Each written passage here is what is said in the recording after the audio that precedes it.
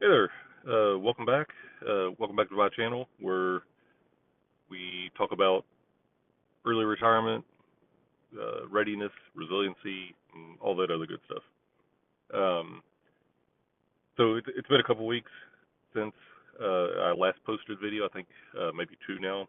Um, I had tried to record a couple videos last weekend, but because of some technical difficulties, um, it just didn't work, and I didn't want to spend that much time trying to edit and reshoot footage and all that. So I'm basically going to record them, those two videos, this weekend. So the first video we'll do is we'll talk about 2 weeks ago. I went on a road trip, kind of back to my old stomping grounds in California, right around Camp Pendleton, Oceanside, and San Clemente. Um, we spent a couple of days over there, and then we actually went up to Sequoia National Park, and spent a day or two hiking up there, and it was all pretty fun. But what I wanted to focus on was um, Oceanside and San Clemente. So it'd been when was the last time I was stationed in Camp Pendleton for basically 1998 to about 2000, 2006. Um, I was there, went to fourth LAR, first LAR, and then eventually, went to eighth and I and all that good stuff. Um, I loved the location. It was great. Obviously everybody loves Southern California and the beach lifestyle and things like that. And when I was done at every single one of my posts, I would always try to get back to, uh, Camp Pendleton, first LAR, and kind of continue with the rest of my career. But it just never happened. But what I wanted to talk about is kind of the differences of like just what I saw in Oceanside and even in San Clemente, and like how much they've grown since that time, like in 2005. Oceanside, when I first got there in '98, it was a pretty rough town. I remember um, like there was a strip club, there was probably a lot of drugs, needles, things like that. I remember they were like in the middle of like what would be downtown Oceanside. There was like just like a gigantic dirt parking, not even parking lot, just dirt lot. This is before the big movie theater was put there, and definitely before all the condos and hotels and just all the enormous buildings that had kind of been built up there. Yeah, true. A lot of the old like restaurants and buildings and dry cleaners and haircut places, those are still there, but like that downtown area, night and day difference. Um, and I kind of don't even know if it's a good thing. I guess it's good in the case of bringing in taxes to Oceanside, but it just a lot more touristy. A lot of people. Granted, I went on Memorial Day weekend, and that probably affected how many people were actually in Oceanside and even San Clemente, but 9 day difference. And yeah, I just don't know if it's a good thing. I don't even think it's what do they call it, gentrification, because it's not like there's any more houses. It was just you know some of the dirt lots been filled in with buildings. A lot of like the buildings just have huge uh, resorts and condos, and of course they're like lots of money. And yeah, unfortunately, it just kind of is what it is. It was really busy, and generally I don't like crowds, but it was pretty bad.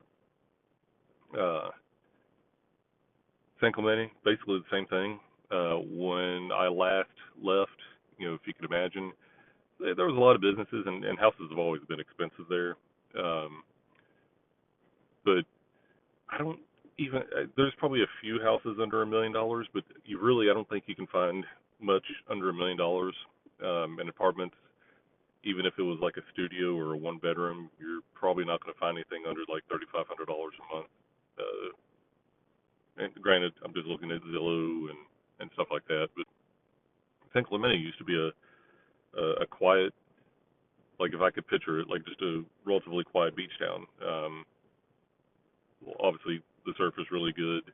And I remember going down T Street, and I think just about every single time that I would go down there to bodyboard or attempt to surf, every time I went there, I could find parking.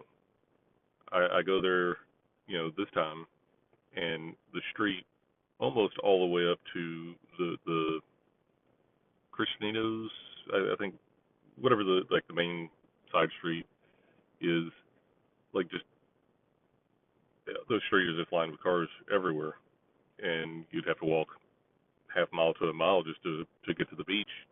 Where before, generally, I like 100 yards.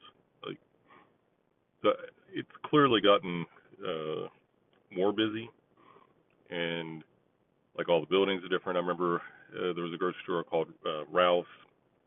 It was just a grocery store, and they changed the I don't know if it's called the facade or the outside of the building, but now it's like has all white, brick or stuff like that. Like just everything's kind of prettified. Nah, it looks nicer.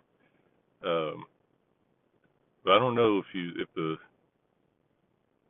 like tax revenues has probably increased, but I don't know if the service has increased. Just everything has gotten expensive, and I don't know if that's just because tourism in general is uh, really popular, rampant, or anything like that. A couple of years ago, when I went to Rome, uh, and this is before it was last year. Like everything was under construction. Like the Trevi Fountain, no water, had a fence around it, and there was still an insane amount of tourists. Yeah, it was nice to walk past it and say, okay, there's Trevi Fountain. It'd be nice to see whenever it actually has water and not a fence around it. But everything was under construction because they're, I would assume, are getting ready for this year, the Jubilee year. Vatican City, like when we did the tour of St. Peter's Basilica, uh, construction. We went a lot of road construction. There was a couple other places that had construction, and it was just bad enough to the point of almost taken away from the experience. It wasn't just a lot of people; it was an insane number of people for things that were under construction. I could only imagine if I went there today, it'd be even worse. Now on that trip, we kind of actually got lucky on several occasions on some of the like more popular uh, restaurants and some of the I don't know if they'd be considered a basilica, but a very large church or a cathedral, like Saint Francis of Assisi. Like not a line. We just happened to walk in and just like, oh man, amazing. Uh, like paintings on the roofs and stuff like that. Like just as like on par with Sistine Chapel and stuff like that. I think it's the Palindrome or one of those buildings. Um, Tons of people always standing in line, but one time we hit it just right, and I think 5 minute wait in the line, which that's not bad. Coliseum, tons of lines, um, and then just like the old city, just a massive amount of lines. So uh, tourism is pretty. I guess it's a good thing and a bad thing. Everybody wants business, but do people like the people that live in Oceanside? Do they like that amount of people there, or people in San Clemente?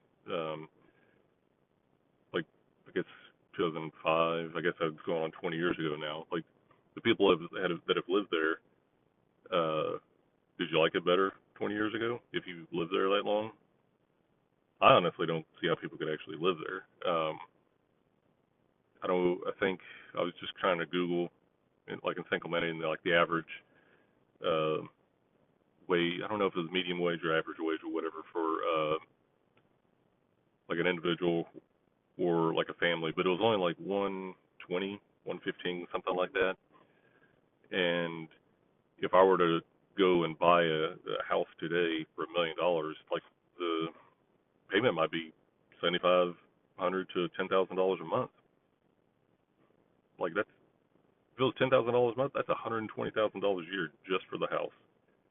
And then supposedly that's the medium wage. So the only thing I can think of for a lot of Southern California, that places like Oceanside, San Clemente, and all of these popular places, is a lot of these homes are either inherited, they're uh, like people bought 20, 30 years ago, and they just have been living there ever since. I guess there could, granted, there could be multi-generational homes or multi people making a lot of money in Southern California, but I just don't see how people could live there. Or they live there and they spend 80, well, maybe not 80, but 50 to 75% of their income just on household expenses, which I guess that's why you go to California is for the experience, living, that beach culture that close to the water, because it is nice. But I don't even know if I could afford it. I might barely be able to afford it if I could keep the job that I have now, or get a better one if I moved over there. But that would be about the only way. And the standard living that we would have over there, minus perfect weather, minus the beach, um, would just it wouldn't be the same. So I don't know. Me moving to Southern California might not be in the cards, but it was nice to visit my old stomping grounds. And kind of the same thing with Camp Pendleton. Uh, I noticed the main hospital is up front near the main gate. The exchange got moved up to the main gate. Was it Las Flores, which is kind of where I was stationed for the large part of it. It only had a couple barracks, well, more than a couple barracks. I think first while I was there, I think there was like one battery from 11th Marines, and then like First Force Reconnaissance, you know, was over there. But there's all sorts of stuff there now, and I don't know if it's more units or bigger units, or they just started throwing, buildings all over the place. But yeah, that place has grown. So I guess that's just, unless you live in unpopular areas where there's no jobs or anything like that, everything else they always constantly building. 5 years ago or 7 years ago, when we moved to our house, a lot of farmland. All that farmland is neighborhoods now. And if you went even further away, they're building basically a new city, and it's supposed to have like 15,000 plus new homes. And like in Texas, you have to drive, so that's at a minimum 2 cars per household. So that's going to be an extra 30,000 cars on the road, and it's already a lot of people just where we are. So I don't know. You can't stop the building, and I don't know. But that's kind of my experiences of going back to my stomping grounds in Southern California. Uh, if you've recently been there, or if you have experiences like kind of back in the 90s compared to today, or if you even happen to live there, throw it in the comments on how you actually do it. What percentage of income does the people usually spend on household expenses? Because I think it's the majority, unless you've been there for 30 plus years. So if you like the video, give a thumbs up. If you want to hear more kind of videos like this, I'm just kind of rambling. Please subscribe, and leave a comment below. Comments really help. It gives me kind of things to like ideas for further videos, or I get to kind of interact with the few people that do watch my All right, that's all for this one, and I'll see you in the next video. Bye.